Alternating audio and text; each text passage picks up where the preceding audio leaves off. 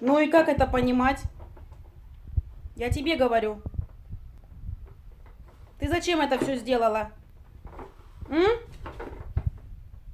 Ты зачем уничтожила все кабачки? Тебя кто просил?